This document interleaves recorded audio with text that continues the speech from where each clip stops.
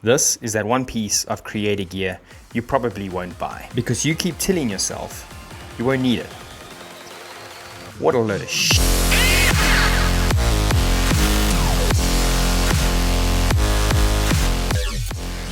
This is the all-new Osee Megamon 15. And yes, you probably haven't bought something like this at all. In fact, you're probably watching this trying to convince yourself that you need one of these. Well, the truth is, everyone knows that having a bigger camera on set kind of gets you more paid jobs. It's like this imaginary thing that if you kit your camera gear out, clients will pay you more because bigger gear means bigger jobs. And to a point, that is actually true.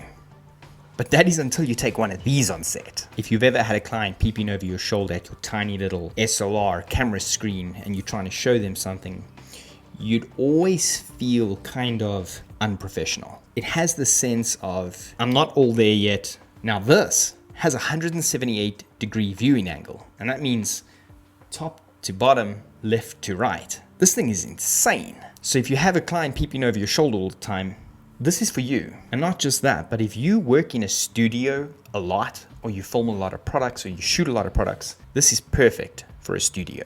Honestly, I've used this now a couple of times, and on set, I cannot get over how excited I get to play back my footage no longer on my camera screen. And I have a cool 7-inch monitor on my camera, but to watch it back on this with the client when you're just reviewing clips, unbelievable. It literally gets everyone on set so excited to see the content that hype on set just makes you produce more cool content. And if it can do that, it's worth its price. So why the Osee Megamon? Now, I did say that this is the all-new Megamon 15, and to a point that is pretty true.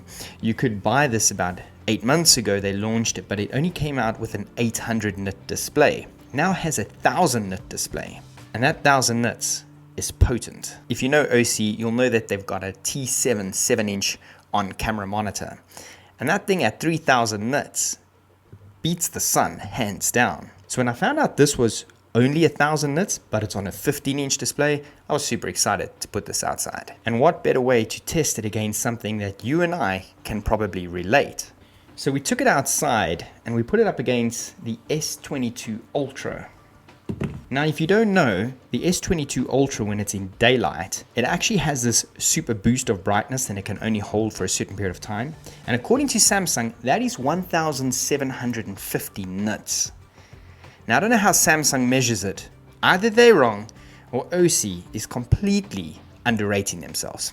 Check this out. So we've got a video playing on both the Osee Megamon 15 as well as the S22 Ultra. And you can see just how insanely bright the Osee Megamon is. It actually looks brighter than the Samsung, which is pushing out, according to the specs, 1750 nits. So whether your projects are inside or outside, the Megamon can do it. Now, the Megamon does come with legs to stand it on a table. So you can literally use this on a desk setup for editing or post-production or color grading. Now, if you're thinking to yourself, well, that's a bit of a reach. Like, why am I going to use this? With 10-bit color, 100% Rec 709 color accuracy, and a 1450 to 1 contrast ratio, this is probably far better than the monitor you're currently editing on. But wait, there's more. It has a built-in C-stand. And you're thinking to yourself, but that's not that cool. Wait, there's more. It comes with an insanely durable, kind of like a laptop bag. But the laptop bag has a mount underneath that allows you to slot it right through a C-stand or light stand even, and mount your Megamon in its case. And the case opens at the back, allowing you to access the ports, which I will get to, but it also opens to the front side, moving into like a sun hood. So if you are in super bright daylight and you're really picky about your colors, you could still use the sun hood with this. I mean, if Osee didn't think about everything with this monitor, then I don't know. So the build quality. If you've ever used an Osee product, you'll know that they manufacture products that are robust, high quality, and the materials, it just feels like a type of product that you can abuse, but you actually don't because you appreciate the design quality. I hope that makes sense. Now, if you are one of those guys that literally abuses everything on set to the next level, Osee does make like a screen guard, screen protector that they do sell separately on their website. I, for one, am someone that likes to look after my gear. Even though I use it and abuse it and generally end up breaking it, I do take the necessary precautions to kind of look after it in a sense.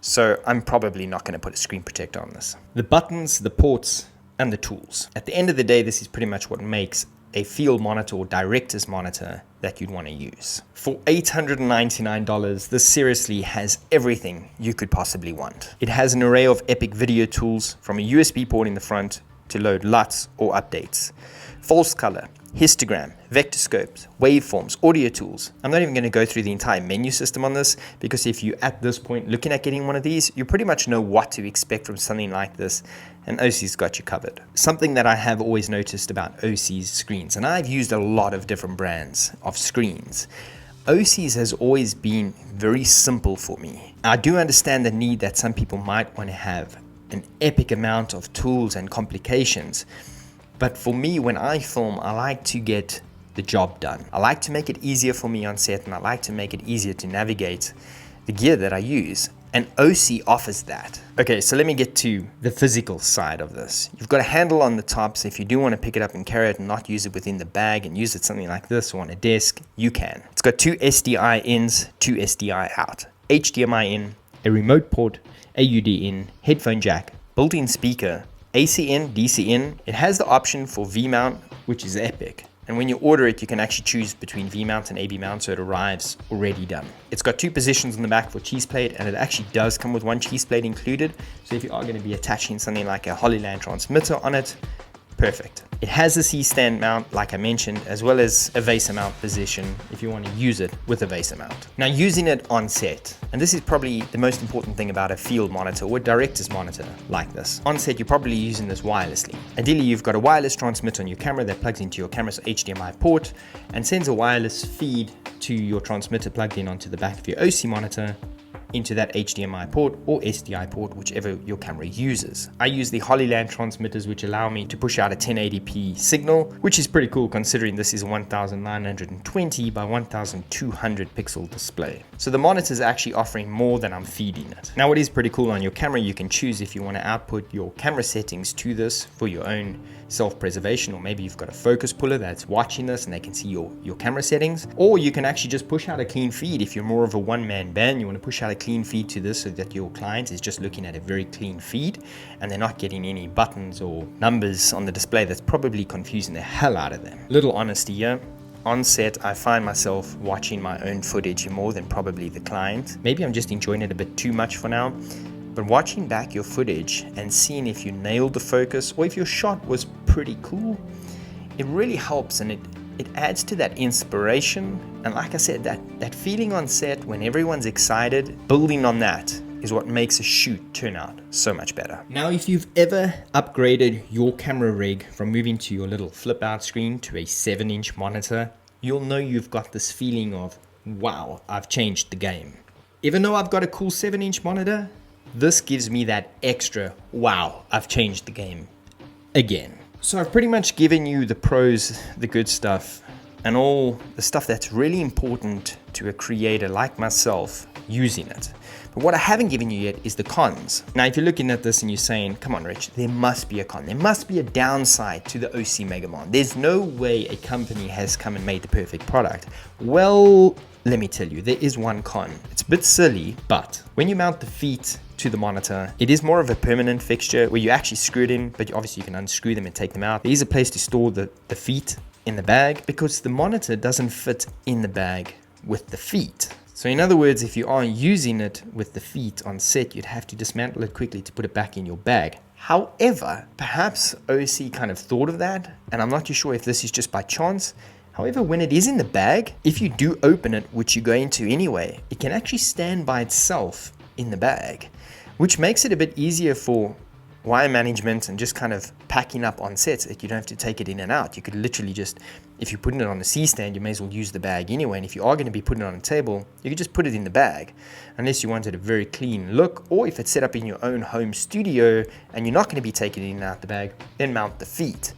So it could be a con for some, but there's probably a lot of people that are just going to overlook that and say, I really don't care. But if you were wondering if it fits with the feet in the bag, it's a no. So should you buy an Osee Megamon 15?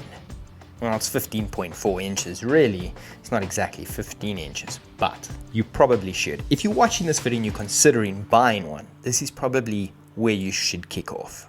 Osee does make like a 21 inch or 21.5 inch, and although that is great, and it is a 1500 nit, so it's even brighter than this, which is a bit crazy and overkill. I don't know if it would be used as often for smaller creators on set. Larger monitor, larger bag, more gear, heavier gear. If you're a creator and you're kind of my size and this is kind of what you do, this is probably the one to go for. Now, I recently posted a video on my Instagram about the Hollyland Solidcom C1, that if you've ever used them, you'd never be able to do another job without them. This gave me that exact same feeling when we used it on set. It was this feeling of being spoiled as a creator and looking at this on set and going, well, this is pretty cool. How am I gonna get by the next shoot if I don't do this? I mean, just imagine putting this up at a wedding while you doing the creative session, filming it. You put this by the canapes and people are like, I know it's a little bit crazy and a bit overkill. It's a bit of an odd idea, but it is pretty cool. I'll drop a link in the description below where you can pick up the Osee Megamon, but I do need one favor. If you've made it this far, please drop a